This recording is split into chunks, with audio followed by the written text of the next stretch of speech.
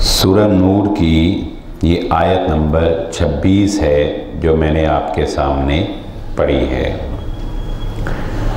अल्लाह रब्बुल इज़्ज़त ने इस आयत मुबारक में एक इंसानी नेचर, एक इंसानी फितरत की तरफ इशारा किया है, जो कि आम मुशाहिदे में भी आपको नज़र आएगी कि आम तौर पे जो इस आयत में बयान किया गया है, इंसान का रवैया ऐसा ही नज़र आता है। और वो क्या है कि अल-खबीसातु लिल-खबीसीन वल-खबीसून लिल-खबीसात, कि जो बुरे लोग हैं वो बुरे लोगों को ही पसंद करते हैं, जो अच्छे लोग हैं वो अच्छे लोगों को ही पसंद करते हैं। एक शराबी वो शराब पीने वालों में बैठना पसंद करता है, एक जुगतबाज लोगों में बैठना पसंद करता है, एक जानी अपने ही जैसे बदकार लोगों के अंदर बैठने को पसंद करता है। जबकि इसके बरक्स नेकोकार लोग जो हैं, एक मस्जिद का नमाजी कभी भी किसी जुगतबाज वाली महफिल में बैठने को पसंद नहीं करेगा।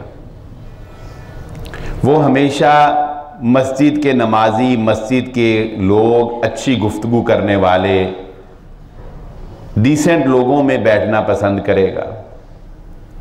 तो इस तरह अल्लाह रब्बुल इज़्ज़त ने कुरान मजीद में ये एक इंसानी नेचर बयान की है कि इंसान अगर ये जानना चाहता है कि वो उस किस कैटेगरी में आता है, उसका शुमार किस किस्म के लोगों में होता है, तो ये जानना कोई मुश्किल की बात नहीं है। इंसान खुद ही फैसला कर सकता है कि उसकी सोसाइटी कैसी है, उसे किन लोगों में बैठना अच्छा लगता है, उसका दिल किन लोगों में लगता है। और इसी तरह इसी आयत के ज़िमन में उलमाए किराम ने इस पर मज़ीद तफसीली गुफ्तगू करते हुए ये बात भी इरशाद फरमाई कि जब इंसान को, मर्द या औरत को अपने शरीके हयात के इंतखाब करने का मौका मिलता है, तो भी उसका इंतखाब इसी बुनियाद पर होता है जैसा उसका माहौल है। एक बेपर्दा औरत एक बेनमाजी मर्द को पसंद करेगी, एक बेनमाजी मर्द एक बेहया औरत को पसंद कर लेता है। जबकि एक अच्छा डिसेंट परहेजगार इंसान वो अपने लिए शरीके हयात भी वैसी ही पाक दामन औरत ही चाहता है और वैसा ही उसका इंतखाब होता है। आगे जो बात है ना, आगे जिंदगी गुजारने की, वो एक अलग मामला है। उसका ताल्लुक इंसान के नेकोकार होने से या उसके बद होने से नहीं है, वो मिजाज का फर्क होता है। दो नेक आदमी भी बस, लड़का और लड़की, दो नेकोकार भी बसा औकात एक दूसरे से निभा नहीं कर पाते। इसका मतलब ये नहीं होता कि उनमें से कोई एक जो है वो बुरा है या उनमें से कोई एक जो है वो अच्छा इंसान नहीं है। नहीं, बसा औकात मिजाज का इख्तिलाफ ऐसा होता है, रहन सहन का इख्तिलाफ ऐसा होता है कि मिजाज मुख्तलिफ होने की वजह से दोनों आपस में निभा नहीं कर पाते। हजरत ज़ैद रज़ी अल्लाह ताला अन्हु और हजरत ज़ैनब रज़ी अल्लाह ताला अन्हा, इन दोनों सहाबी हैं। इन दोनों के नेकोकार होने में कोई शक की गुंजाइश नहीं है। दोनों पाक दामन हैं, लेकिन एक खानदान कुरैश है और एक गुलाम से आज़ाद होने वाला ख़ानदान है। तो इस ख़ानदानी फ़र्क की वजह से, रहन सहन के फ़र्क की वजह से, मिजाज के फ़र्क की वजह से दोनों का आपस में निभा नहीं हो सका, फलिहादा मामला ख़त्म हो गया, डाइवोर्स हो गई। तो कोई ऐसी बात नहीं, इससे उसके नेक होने या बद होने का ताल्लुक नहीं। हाँ, नेक या बद होने का ताल्लुक ज़िंदगी के दीगर उमूर से है। उसके जुल्म, उसके ज़्यादती, दोनों ने एक दूसरे पर कोई जुल्म नहीं किया, कोई इल्ज़ाम नहीं लगाया, कोई ताने नहीं दिए, किसी ने मुआशरे में दूसरे को डिवैल्यू नहीं किया, किसी ने दूसरे के ऊपर झूठे केस नहीं बनाए, किसी ने नबी सल्लल्लाहु अलैहि वसल्लम को आके नाजायज एक दूसरे की शिकायतें नहीं लगाई। हजरत ज़ैद और हजरत ज़ैनब के मामले में क्यों? क्योंकि दोनों पाक दामन थे। तो दरअसल ये आयत हमें ये बताती है कि इंसान की मोहब्बत, इंसान की चाहत इंसान का मिजाज बता देती है। इंसान की किस लिस्ट में है, किस फहरिस्त में है, किन लोगों में है, ये उसकी चाहत उसको बता देती है। जैसा कि रसूलुल्लाह सल्लल्लाहु अलैहि वालैहि वसल्लम की एक हदीस में इस बात की तरफ इशारा किया गया, जब एक सहाबी ने अल्लाह के नबी सल्लल्लाहु अलैहि वालैहि वसल्लम से आकर अपने इस दुख और दर्द का इजहार किया कि मैं दुनिया में जब परेशान होता हूं, उदास होता हूं, तो आपके इस चेहरे पर नूर को देखकर अपनी उदासी दूर कर लेता हूं। परेशान इस बात से हूं कि कहां तू कुजा मन कुजा, तेरी राह गुजर सिदरतुल मुंतहा और मैं ये खाक पर चलने वाला। तो जन्नत में आपका मुकाम कहां? जन्नतुल फिरदौस और फिर मुकाम वसीला, और मैं अदना आपका सहाबी जन्नत में चला तो जाऊंगा पर हूंगा नीचे कहीं, आपकी उस मायार को नहीं पहुंच सकूंगा। तो सोचता हूं और परेशान ये होता हूं कि आपका दीदार जन्नत में ना किया तो उदासी कैसे दूर करूंगा। जन्नत यानी आप अंदाजा लगाइए, इस मोहब्बत को कोई परख सकता है? इस मोहब्बत को कोई जान सकता है? इस मोहब्बत को कोई पहुंच सकता है कि जन्नत मिल जाने के बाद भला कोई फिक्र रह जाती है इंसान को, मगर उन्हें जन्नत मिल जाने के बाद भी फिक्र यह है मोहम्मद मुस्तफ़ा का दीदार कैसे होगा सल्लल्लाहु अलैहि वसल्लम। तो कहा अल्लाह के नबी सल्लल्लाहु अलैहि वसल्लम से, वहां आपका दीदार कैसे होगा, इस बात से बड़ा परेशान हूं। अल्लाह के नबी सल्लल्लाहु अलैहि वसल्लम ने फरमाया, ऐ मेरे जान निसार सहाबी, परेशान होने की ज़रूरत नहीं है। क़यामत वाले दिन इंसान उसी के साथ होगा जिससे वो मोहब्बत करता होगा। तेरी तो मेरे साथ मोहब्बत ही मिसाली है, ऐसी मोहब्बत तो तू ज़रूर उसको, गोया ये दबे लफ्ज़ों में अल्लाह के नबी सल्लल्लाहु अलैहि वसल्लम ने ये बता दिया कि तू जन्नत में, जन्नतुल फिरदौस में मेरे साथ होगा। अब हमारे यहां आजकल इस पुरफितन दौर के अंदर मोहब्बतों का मायार बदल गया है।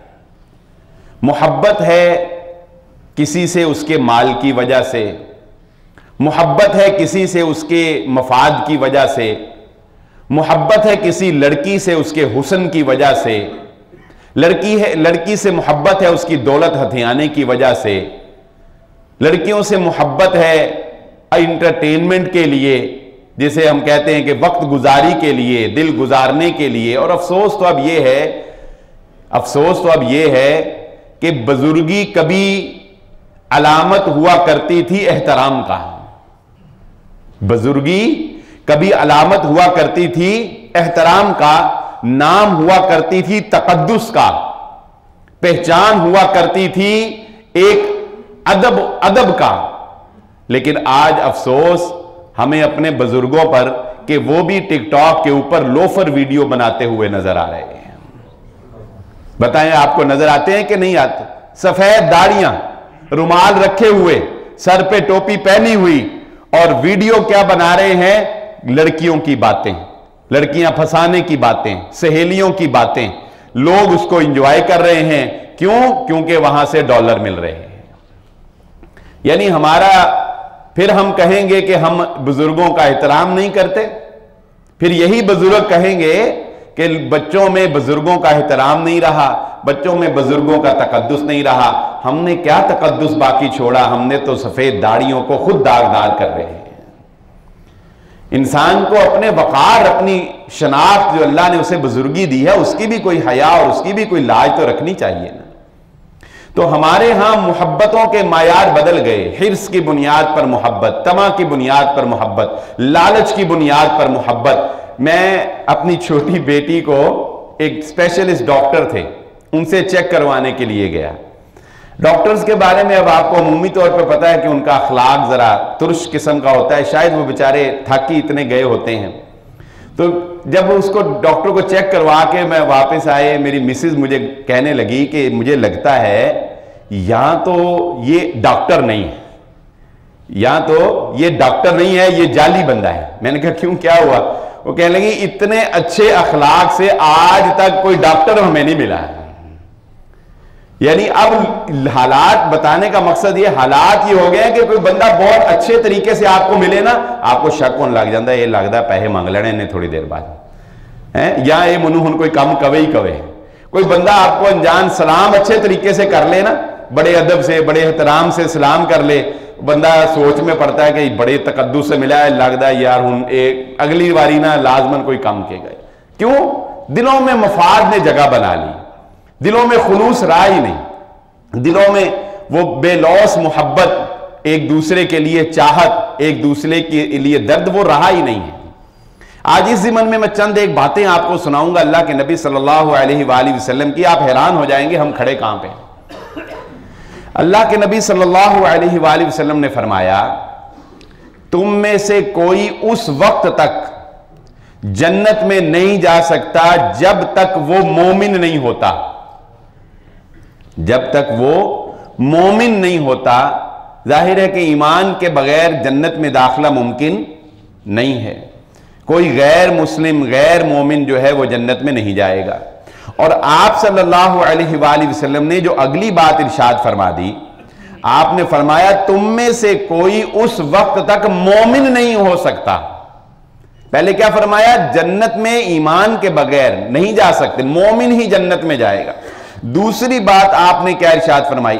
फरमाया तुम में से कोई उस वक्त तक मोमिन नहीं हो सकता जब तक वो अपने मोमिन भाई से बगैर मफाद के मोहब्बत नहीं करता है।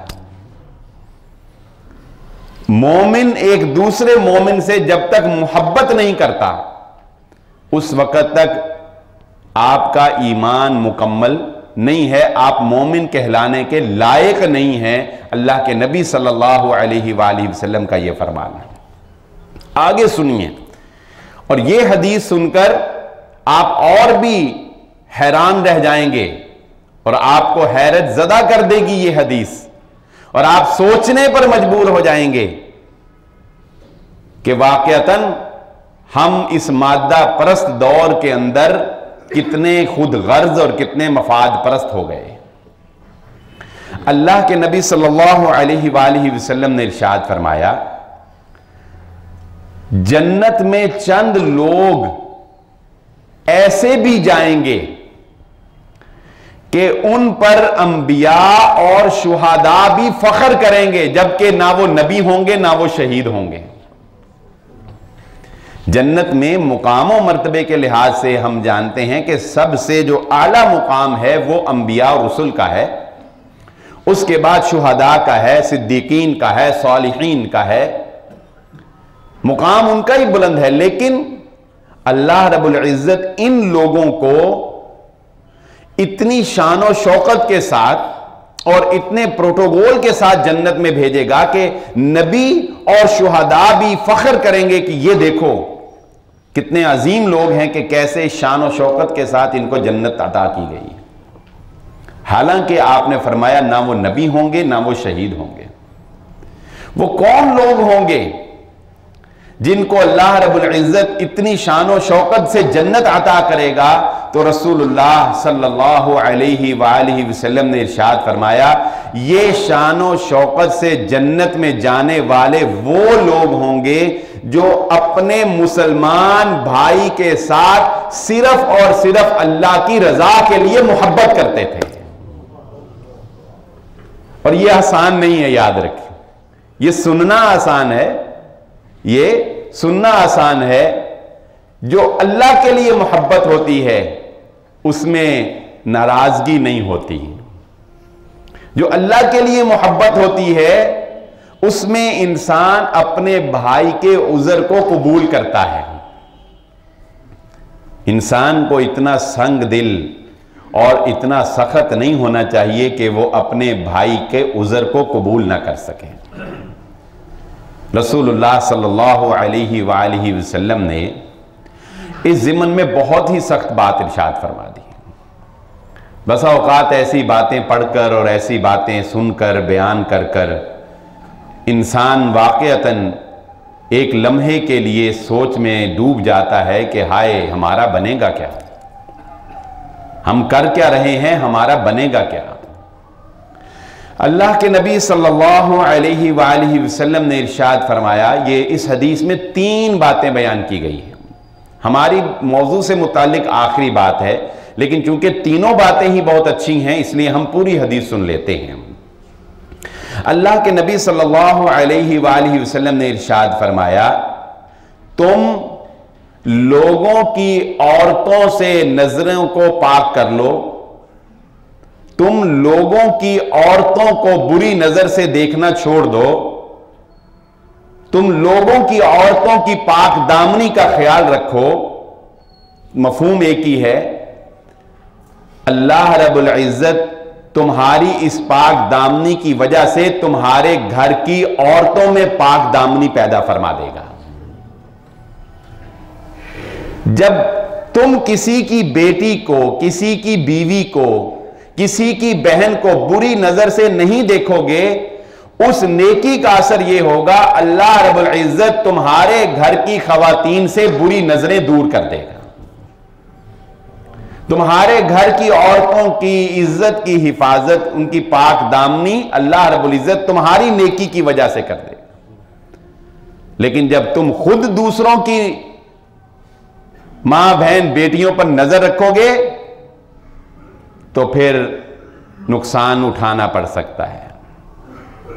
दूसरी बात, अल्लाह के नबी सल्लल्लाहु अलैहि वसल्लम ने क्या इरशाद फरमाई, आज तुम अपने बाप दादा की खिदमत करो, आज तुम अपने बाप दादा की इज्जत करो, जैसे आज तुम अपने बुजुर्गों की, अपने बाप दादा की, अपने बड़ों की इज्जत करोगे, खिदमत करोगे, अल्लाह रब्बुल इज्जत तुम्हारी इस खिदमत की वजह से कल तुम्हारे आने वाली नस्लों में तुम्हारी खिदमत का जज्बा पैदा फरमा देगा।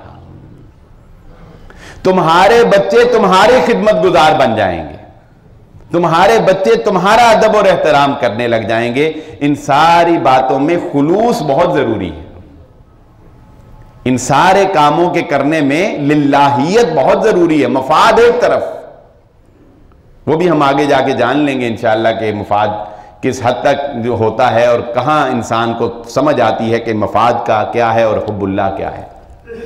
और ये जो तीसरी बात आपने इरशाद फरमाई है, ये हमारे मौजू से मुताल्लिक है कि एक मोमिन की दूसरे मोमिन के साथ मोहब्बत किस दर्जे की होनी चाहिए, उसके बारे में एतमाद, उसके साथ सलूक लिल्लाहियत की बुनियाद के ऊपर, रज़ाए इलाही की बुनियाद के ऊपर किस दर्जे का होना चाहिए।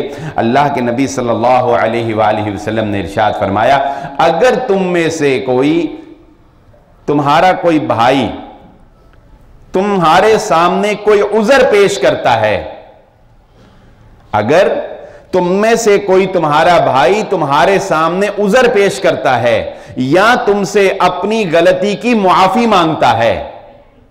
मैं इस बात को थोड़ा सा एक्सप्लेन कर दूं। उज़र पेश करना क्या है? मिसाल के तौर पे आपने किसी को कोई काम कहा, अपने दोस्त को, अपने भाई को, अपने मुलाजिम को, वो आकर आपको कहता है कि जी मेरे घर में परेशानी थी, मेरे पास पैसे नहीं थे, मेरा टायर पंचर हो गया था, मुझे फलां मसला था, मैं आपका ये काम नहीं कर सका। उज़र है ना। वो आके कहता है कि मैं टाइम पर इसलिए नहीं पहुंच सका कि मुझे पीछे ये मसला पेश आ गया था। आप कहें कि मुझे कोई सरोकार नहीं है, तेरे पीछे क्या हुआ, चल फारग, निकल जा मुलाजमत से। फ्रॉड एक तरफ, फ्रॉडिये एक तरफ हैं, ये याद रखें। फ्रॉडियों का पता लग जाता है, जिसकी रूटीन हो वो तो फ्रॉडिये की बात नहीं हो रही। जो वाकयातन माजूर है, आपने उसको कोई काम कहा, वो आपको आके बता रहा है कि मैं इस उज़र की वजह से, इस मजबूरी की वजह से, फलां बर्डन की वजह से, फलां टेंशन की वजह से मैं आपका ये काम नहीं कर सका, मैं वक्त पे नहीं आ सका, मैं माजरत चाहता हूं, मैं माफी मांगता हूं। और इसी तरह किसी भी मामले में, एक तो उसने उज़र पेश कर दिया और दूसरा उसने माफी मांग ली। गलती हो गई, आपका भाई था, उससे गलती हो गई, उसने अपनी गलती का एहसास करके आपसे माफी मांग ली। आप इतने जिद्दी और हरदरम हो गए, आपने कहा नहीं, मुझे तेरा उज़र कबूल नहीं है। उसका उज़र कबूल ना करें अगर आप, और उसको उसके उज़र के बावजूद सजा दें या उससे नाराजगी इख्तियार करें या जो भी आप कर सकते हैं करें, और अगर माफी मांगने के बावजूद आप कहें कि जा मैं तुझे माफ नहीं करता। है ना ऐसे भी लोग, गलती हो गई भाई से, उसको एहसास हो गया, उसने आके सच्चे दिल से माफी मांग ली, कहते नहीं जा मैं नहीं माफ करता। तो अल्लाह के नबी सल्लल्लाहु अलैहि वसल्लम ने जो अगली बात इरशाद फरमाई है, उसके बाद यकीनन आपको मुआफ करना पड़ेगा, क्योंकि नबी सल्लल्लाहु अलैहि वसल्लम ने फरमाया जो अपने भाई का उज़र कबूल नहीं करता, माफी मांगने पर उसको मुआफ नहीं करता, वो कल कयामत के रोज हौज़े कौसर पर मुझसे मुलाकात नहीं कर सकेगा। अब बताइए, ये कोई छोटी और मामूली बात है? ये छोटी बात नहीं है। अपने मोमिन भाई को माजूर समझा करें, उससे कोई गलती हो जाए उज़र तलाश किया करें, उसको माफ करने के बहाने, हम कहते नहीं अल्लाह हमें माफ करने के बहाने तलाश करता है। उलमा से आपने ये बात अक्सर सुनी नहीं, तौबा के मौजू के बयान के ऊपर जब हम हदीसें बयान करते हैं तो आप सुना नहीं आपने कि हम कहते हैं अल्लाह अपने बंदों को माफ करने के बहाने तलाश करता है। तो जब अल्लाह अपने बंदों को माफ करने के बहाने तलाश करता है, तो अल्लाह अपने बंदों से भी यह चाहता है कि मेरे बंदे अपने साथियों को, मेरे दूसरे बंदों को माफ करने के बहाने तलाश किया करें। भाई से गलती हो गई, पहले उज़र तलाश करो, यार हो सकता है वो मजबूर हो, यार हो सकता है उसे याद ना रहा हो, यार हो सकता है उसके पास पैसे ना हो, यार हो सकता है उसे कोई घरेलू टेंशन हो। हम तो कोई फोन ना उठाए तो नाराज हो जाते हैं कि उन्हें मेरा फोन नहीं चकिया, कोई मैसेज का जवाब ना दे तो नाराज हो जाते हैं, कोई टाइम ना दे तो नाराज हो जाते हैं। हालांकि ये नहीं देखते कि उसकी मजबूरी क्या है, वो बेचारा उज़र पेश कर रहा है, वो अपनी मजबूरी बता रहा है, लेकिन हम कहते हैं नहीं, इनकार, और वो भी हमें नहीं, हम इनकार के आदी नहीं, हम इनकार सुन नहीं सकते। मजबूर करते हैं दूसरे लोगों को कि वो हमारे साथ फ्रॉड करें, मजबूर करते हैं लोगों को कि वो हमारे साथ झूठ बोलें, मजबूर करते हैं लोगों को कि वो हमारे साथ वादा खिलाफी करें।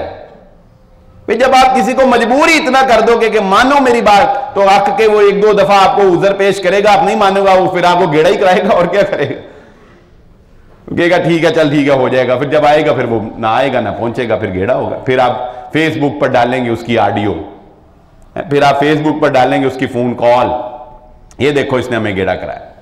हालांकि उसके पीछे कई मुहर्रकात होते हैं। अगली हदीस सुनते हैं, इससे भी ज्यादा सख्त, इससे भी ज्यादा हिला देने वाली। अल्लाह के नबी सल्लल्लाहु अलैहि वसल्लम सहाबा इकराम के माबैन तशरीफ फरमा हैं, और नबी सल्लल्लाहु अलैहि वसल्लम ने इरशाद फरमाया, अल्लाह अकबर, क्या मैं तुम्हें लोगों में से एक बदतरीन शख्स, बदतरीन वो जो अल्लाह की निगाह में बदतरीन है, लोगों की यहां निगाह की बात नहीं हो रही, अल्लाह की निगाह। अल्लाह के नबी सल्लल्लाहु अलैहि वसल्लम फरमाते हैं, हजरत अब्दुल्लाह बिन अब्बास रजी अल्लाह तआला अन्हुमा इस हदीस को रवायत करते हैं, फरमाया कि रसूलुल्लाह सल्लल्लाहु अलैहि वसल्लम सहाबा में बैठे थे और आपने पूछा, ऐ मेरे सहाबा, क्या मैं तुम्हें बताऊं कि अल्लाह की निगाह में बुरा तरीन शख्स कौन है? साहबा ने पूछा, कहा कि अल्लाह के नबी सल्लल्लाहु अलैहि वसल्लम, अगर आप बेहतर समझें तो हमें ज़रूर उसके बारे में बताएं। अल्लाह के नबी सल्लल्लाहु अलैहि वसल्लम ने फरमाया, सबसे बुरा शख्स अल्लाह की निगाह में वो है जो अपने मुलाजिम को, अपने गुलाम को अपने साथ लेकर चलता है किसी सफ़र में, और जहाँ पर वो उतरते हैं वहाँ पर वो उसको डांटता है, उसको मारता है, उसके ऊपर जुल्म करता है, और खुद पेट भरकर खाता है और अपने गुलाम को भूखा रखता है। अल्लाह रब्बुल इज्जत की निगाह में यह शख्स सबसे बुरा है। यानी जिसे अपने मुलाजिम, अपने गुलाम का एहसास नहीं है, उसे सफर में तो साथ लेकर चला लेकिन उसे सहूलियात फराहम नहीं करता है, खुद बड़े अकड़ और तकब्बुर से रहता है लेकिन उस पर जुल्म ढाता है, खुद खाता पीता है, उसे भूखा रखता है, अल्लाह के नबी सल्लल्लाहु अलैहि वसल्लम ने फरमाया, अल्लाह की निगाह में ये शख्स जो है ये सबसे ज्यादा बुरा शख्स है। दूसरी बात, अल्लाह के नबी सल्लल्लाहु अलैहि वसल्लम ने फिर फरमाया है, मेरे सहाबा क्या मैं तुम्हें इससे भी ज्यादा बुरे शख्स के बारे में ना बताऊं? इससे भी ज्यादा बुरा शख्स। सहाबा ने कहा, अल्लाह के नबी सल्लल्लाहु अलैहि वसल्लम इससे भी ज्यादा बुरा शख्स कौन हो सकता है? आपने फरमाया, इससे भी बुरा शख्स एक अल्लाह की निगाह में है। कौन? अल्लाह के नबी सल्लल्लाहु अलैहि वसल्लम ने फरमाया, इससे भी बुरा शख्स वो है कि जिससे उसका भाई आकर अपनी गलती पर उज़र पेश करता है, उससे मुआफी मांगता है और वो बंदा इसके उज़र को कबूल नहीं करता, इसको मुआफ नहीं करता, अल्लाह की निगाह में ये उससे भी ज्यादा बुरा शख्स है। जो अपने गुलाम पर जुल्म करता है, उससे भी ज्यादा बुरा शख्स जो है वो है जो अपने भाई के उज़र को कबूल नहीं करता है। तीसरी, इस हदीस में भी 3 बातें हैं, 2 बातें हमने जान ली। तीसरी बात, अल्लाह के नबी सल्लल्लाहु अलैहि वसल्लम ने फरमाया, अल्लाह की निगाह में ये तीसरा शख्स इन पहले दोनों से ज्यादा बुरा है। ये तीसरा शख्स इन पहले दोनों से ज्यादा बुरा है। वो क्या है? अल्लाह के नबी सल्लल्लाहु अलैहि वसल्लम ने फरमाया, वो शख्स अल्लाह की निगाह में बदतरीन शख्स है कि जिसके बारे में लोगों का यह नजरिया हो कि इस आदमी से कभी खैर नहीं हुई, कभी भलाई नहीं हुई, ये आदमी हमेशा नुकसान पहुंचाता है, हमेशा फितने डालता है, हमेशा लड़ाइयां करवाता है। अल्लाह के नबी सल्लल्लाहु अलैहि वसल्लम ने फरमाया, जिसके बारे में यह तासुर हो, अल्लाह की निगाह में वो शख्स सबसे ज्यादा बदतरीन शख्स है। होते हैं ना बाद लोग, खानदान में भी आपने देखा होगा, बाद लोग कहते हैं यार वो जब भी किसी के घर जाता है लड़ाई डलवा देता है, वो जिस घर में औरत चक्कर लगा जाती है लड़ाई डलवा देती है। बाद लोग होते हैं, लोग उनसे इस वजह से दूर रहते हैं कि यार इससे मिलेंगे ना तो कोई नवा फितना ही पैदा होगा, कोई नई चुगली, कोई नई गिबत जन्म लेगी, ये बातें निकलवा लेगा हमारे मुंह से।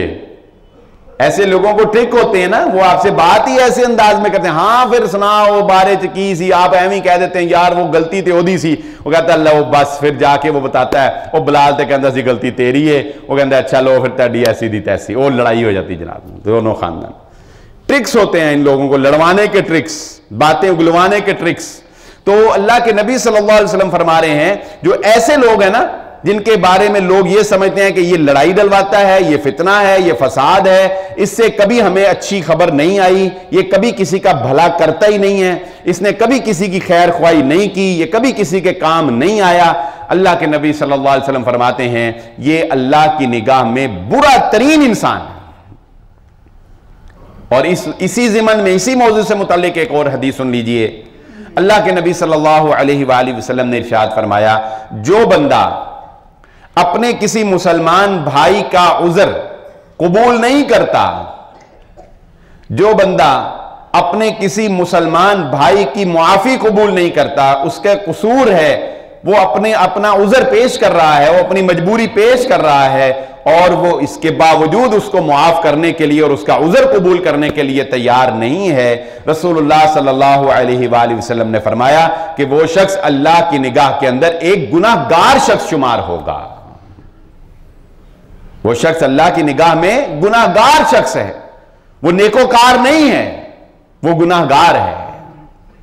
अब आप बताएं, हमारी नमाजें, हमारे रोजे, हमारे सदकात, हमारी ज़कात, ये सब कुछ जरूरी है, लेकिन अगर ये नहीं है, मोमिन की खैर ख्वाही नहीं है, मोमिन के साथ हुस्ने सलूक नहीं है, मोमिन के साथ दरगुजर नहीं है, मोमिन के साथ रायत नहीं है, मोमिनों की आपस में मोहब्बत नहीं है, तो बताइए कि हम कहां खड़े हैं, हमारा अल्लाह रब्बुल इज्जत की निगाह के अंदर मुकाम है क्या है।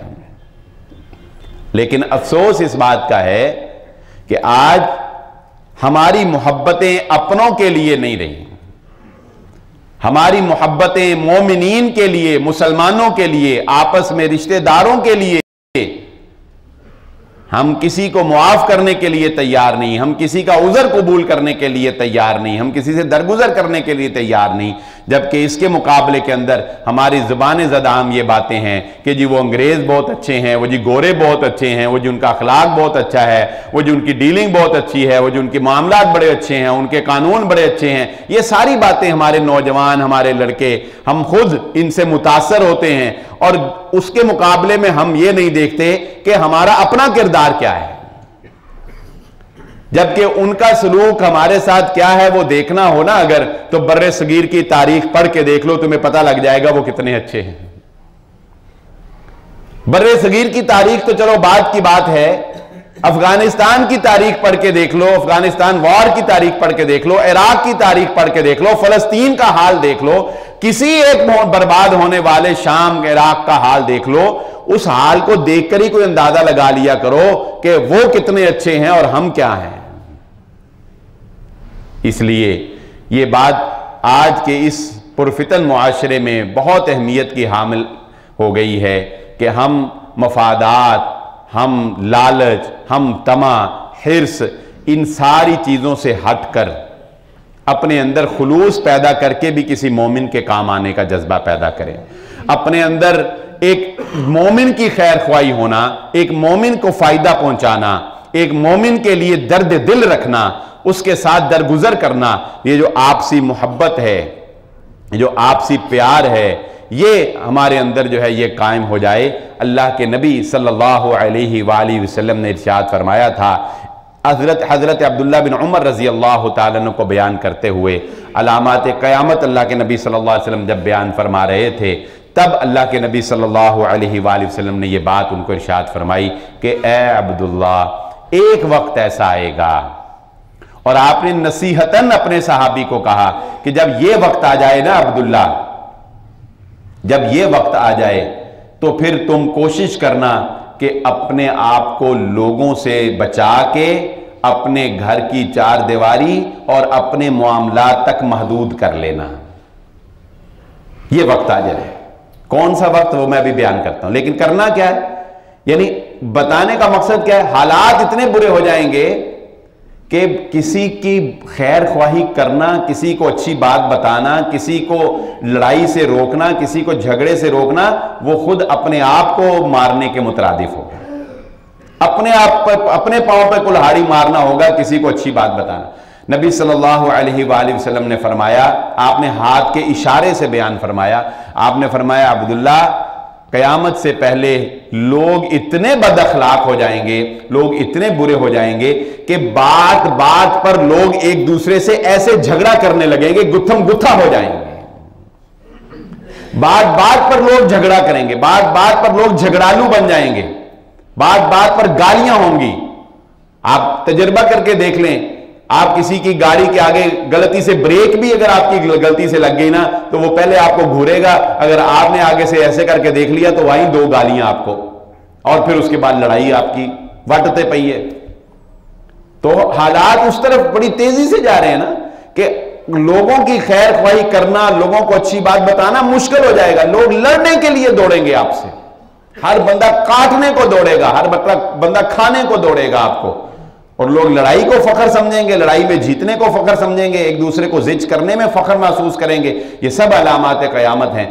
नबी सल्लल्लाहु अलैहि वसल्लम ने फरमाया, अगर इतने लोग बुरे हो जाएं तो फिर किसी को क्या समझाना अब्दुल्ला, फिर अपनी फिक्र करना, अपने घर बैठ जाना और अल्लाह अल्लाह करना, बस लोगों को उनके हाल पे छोड़ देना। बहरहाल मैं समझता हूँ कि अभी वो हालात नहीं आए, लेकिन अगर हमने अपने अंदर ये खैर ख्वाही का जज्बा पैदा ना किया तो यकीनन हालात उस तरफ जा रहे हैं। अल्लाह रब्बुल इज़्ज़त से दुआ है, अल्लाह मुझे और आपको जो कहा और जो सुना समझने की और अमल करने की तौफीक अता फरमाए।